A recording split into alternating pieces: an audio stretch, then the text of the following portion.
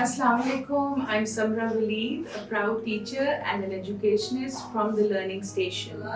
आज भी मेरा जो वीडियो है ये मैं डेडिकेट कर रही हूँ बहुत सी टीचर्स के लिए, स्पेशली जो प्री स्कूल के बच्चों को पढ़ाती हैं, toddlers, play group, nursery and KG. अब ये भी बात है खासी पुरानी, आई थिंक इस बात को भी कोई 19 ईयर्स तो हो गए होंगे।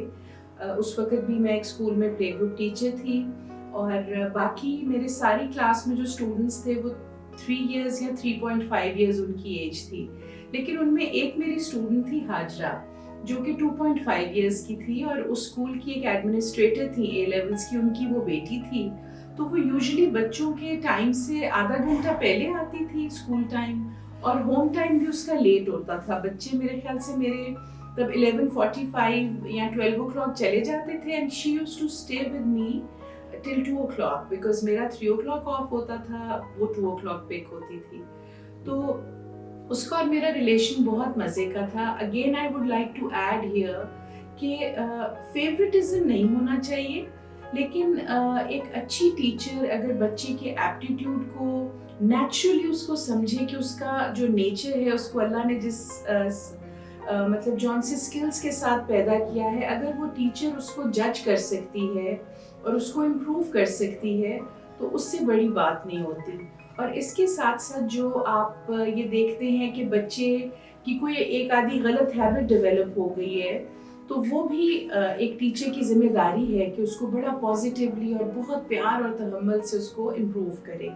अब ये बहुत ही क्यूट छोटी चबी सी बच्ची थी, I am in love with her. अब तो माशाल्लाह आई थिंक उसने ओ लेवल्स भी अपने करके कॉलेज में होगी कहीं। तो हुआ ये कि हमारे स्टूडेंट्स पीई लेसन के लिए, फिजिकल एजुकेशन और कंप्यूटर लेसन्स के लिए जाते थे दूसरे क्लासरूम्स में ना, तो प्ले ग्राउंड में फॉर फिजिकल एजुकेशन। तो ये चूँकि छोटी थी, ये बड़े ग्रुप में छोटे ग्रुप में इतना एडजस्ट नहीं करती थी और इसका नैप टाइम भी होता था बिकॉज आती भी जल्दी थी और लेट जाती थी। तो इसको मैं अपने पास रग पे सुला दिया करती थी। तो गर्मियों के दिन थे तो मैंने एसी ऑन था रूम में, मेरी हेल्पर जो थी असिस्टेंट टीचर वो बच्चों को लेके सबको बाहर चली गई। इसको मैंने अपने पास वहाँ रग पे लिटा दिया। तो मैं थोड़ा मेरी इसकी तरफ बैक थी।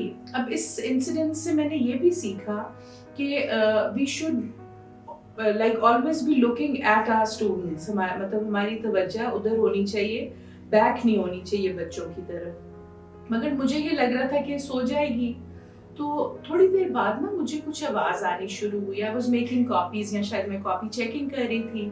तो जब मुझे वो छोटी छोटी सी आवाज़ कुछ आ रही थी तो मैंने पीछे मुड़ के देखा, तो वो उसने सबके लंच बॉक्सेस खोले हुए थे and she was having food from there. अब उसकी एक्चुअली फेवरेट जो था ना ये food, that was nuggets and leg piece. She would love to have it every day. तो उस दिन शायद उसकी मामा ने फ्राइज भेजे हुए थे and she was not interested in having them. तो वो सबका जो है ना लंच बॉक्स चेक कर रही थी और वो फाइनली उसको 2 ऐसे मिल गए लंच बॉक्सेस जिसमें नगेट्स थे। She was eating them. उस टाइम पे तो मैंने इग्नोर किया and I just stood up और मैंने ये शो किया कि मैं अलमारी में बुक्स रख रही हूँ, कॉपीज और ये वो। तो थोड़ा डर के ना she came back on the rug and slept. Very cute। मुझे बाद में हंसी भी बहुत आई। नेक्स्ट डे फिर कोई कंप्यूटर लेसन था, इसी तरह हुआ, मेरी असिस्टेंट ले गई और ये छोटी सी मैडम मेरे पास सो रही थी। तो again she did the same thing. Then that was my time to make her understand. उस दिन भी मैंने कुछ नहीं कहा। The other day I had a word with the mother and I told her कि इस तरह की चीज़ है और आपने बिल्कुल मतलब कोशिश करें कि इसको रोज जो फेवरेट फूड है, बिकॉज ये छोटी है अभी अपनी क्लास में, तो इतना तो इसको फेवर मिलना चाहिए कि whatever she wants to eat, एक दफ़ा इसकी रूटीन सेटल हो जाए फिर आप फूड को चेंज कर सकती हैं।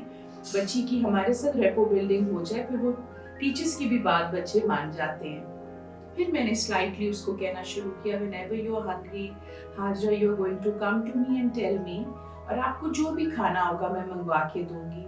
आप बिलीव करें स्कूल्स में ये अलाउड नहीं होता, लेकिन मेरा एक्स्ट्रा एफर्ट था उस बच्ची के लिए कि मैं कई बार अपने घर से जो है नगेट्स ले जाती थी। अगर चिकन मेरे घर में बना है या फ्राइड कोई पीसेस हैं तो I would always love to take them along for her کہ چلو اس کو میں اس چیز میں کمپنسیٹ, اور وہ بھی میں اس کے لنچ باکس میں رکھ دیتی تھی, یہ شو نہیں کرتی تھی کہ میں لے کر آئی ہوں. اس سے یہ ہوا گریجولی, ایک تو اس کی بچوں کا لنچ باکس کھولنے کی ہیبٹ چھوٹ گئی, پھر اس کو میں نے اس کے پروز اینڈ کونس بھی بتائے کہ this is not a good thing to do. اللہ میاں ہمیں دیکھ رہے ہوتے ہیں, ماما پاپا یا ٹیچر نہ بھی دیکھیں تو ہمارے جو اینجلز ہیں وہ ہمیں واچ کرتے ہیں, پھر اللہ میاں کو بتاتے ہیں, تو پھر ہمیں اللہ میاں سے سٹارز نہیں ملیں گے, سیڈ فیسز ملیں گے.